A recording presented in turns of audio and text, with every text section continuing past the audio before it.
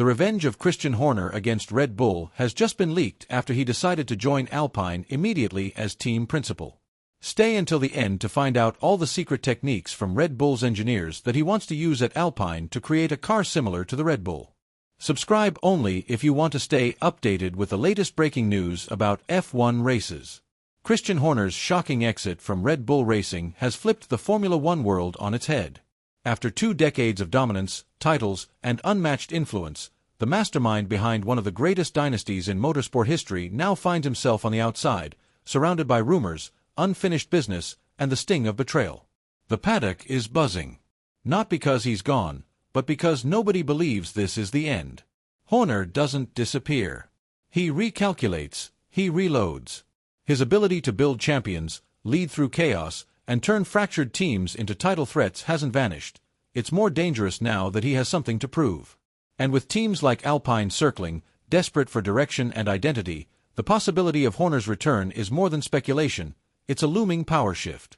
Alpine, drowning in confusion and mediocrity, could be the perfect storm for a comeback. Broken systems, lack of vision, internal conflict. Horner has conquered it all before. Give him control, and he won't just fix a team, he'll reinvent it. But signing him means gambling everything. His name still carries weight, but also baggage.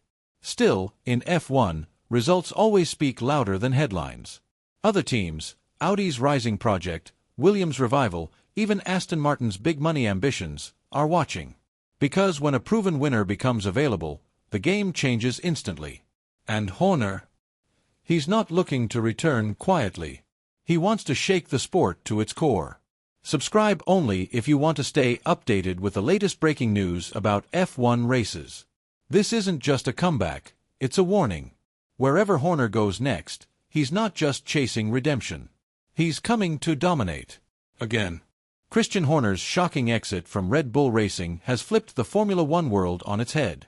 After 2 decades of dominance, titles, and unmatched influence, the mastermind behind one of the greatest dynasties in motorsport history now finds himself on the outside, surrounded by rumors, unfinished business, and the sting of betrayal. The paddock is buzzing. Not because he's gone, but because nobody believes this is the end. Horner doesn't disappear. He recalculates, he reloads. His ability to build champions, lead through chaos, and turn fractured teams into title threats hasn't vanished. It's more dangerous now that he has something to prove.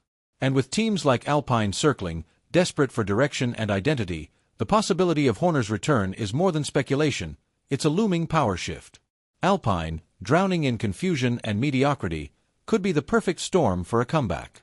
Broken systems, lack of vision, internal conflict. Horner has conquered it all before. Give him control, and he won't just fix a team, he'll reinvent it. But signing him means gambling everything. His name still carries weight, but also baggage. Still, in F1, results always speak louder than headlines. Other teams, Audi's rising project, Williams' revival, even Aston Martin's big money ambitions, are watching. Because when a proven winner becomes available, the game changes instantly. And Horner? He's not looking to return quietly. He wants to shake the sport to its core. This isn't just a comeback, it's a warning. Wherever Horner goes next, he's not just chasing redemption. He's coming to dominate. Again. Alpine is spiraling into chaos, and the cracks are no longer beneath the surface, they're out in the open. The team's performances are wildly inconsistent, their strategy feels improvised, and despite Pierre Gasly scraping together a modest 11 points, there's little hope to cling to. Jack Doohan and Franco Colapinto haven't even touched the scoreboard, and it's becoming painfully clear. This driver lineup, and the vision behind it, is falling apart. Flavio Briatore's dramatic return has stirred up headlines, but not results. His influence is felt more in politics than progress, and his shadow looms over Steve Nielsen, who's supposed to be running the show. But let's be honest, everyone in the paddock knows who's really pulling the strings. There's no clear leadership. No unity. Just power struggles and backstage noise. Now, rumors swirl around Christian Horner joining the circus. He's sharp, calculated, and built Red Bull into a machine, but stepping into this Alpine mess? That's a risk even he might hesitate to take. Still, his history with Briatore runs deep. There's respect, rivalry, and maybe even the potential for a dangerous alliance. If they click, it could be explosive, in the best or worst way possible. Two massive egos. One fragile team. If Horner walks through that door, Alpine either transforms into something fierce, or implodes completely. Gasly's situation isn't just professional, it's personal.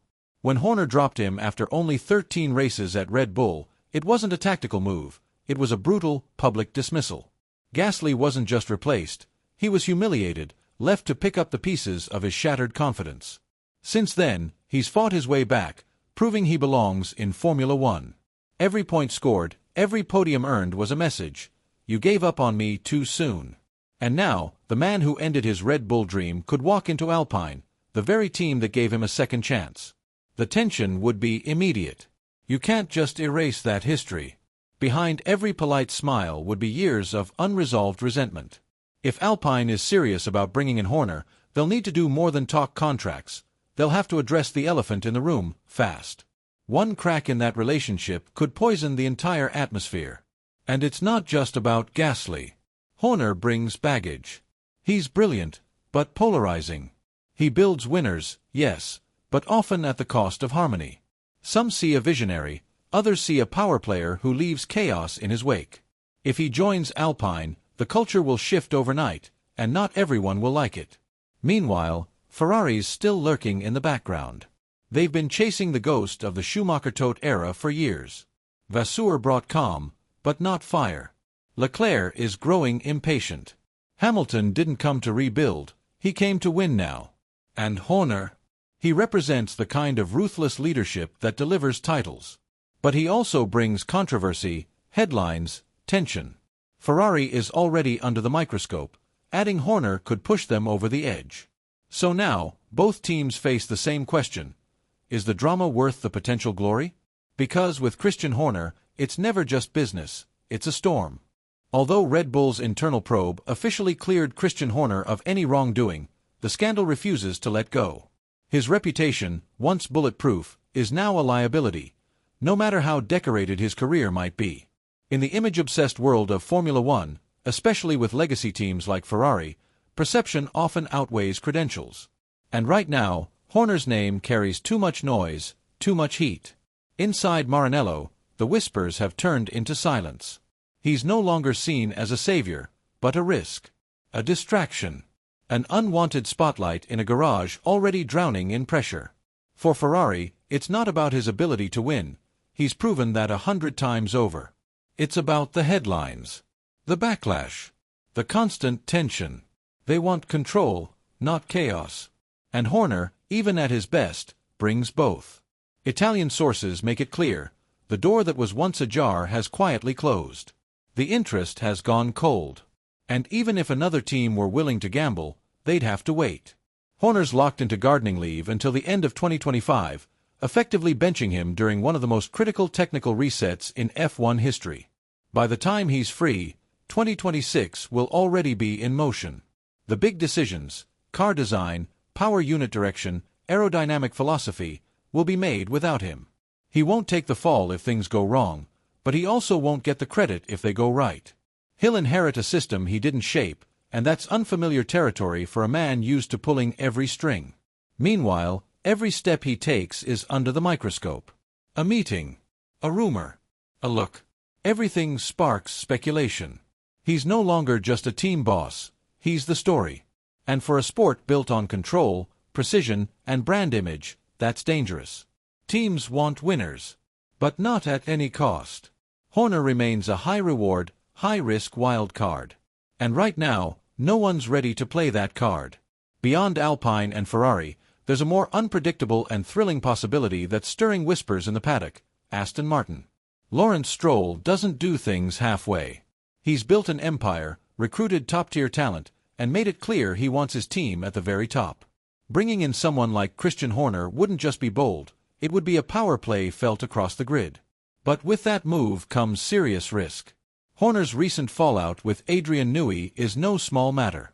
Their split at Red Bull was messy, political, and personal. And now that Aston is actively trying to lure Newey, hiring Horner could blow that entire plan to pieces. Would Stroll really risk losing the greatest designer in F1 history just to bring in Horner's leadership?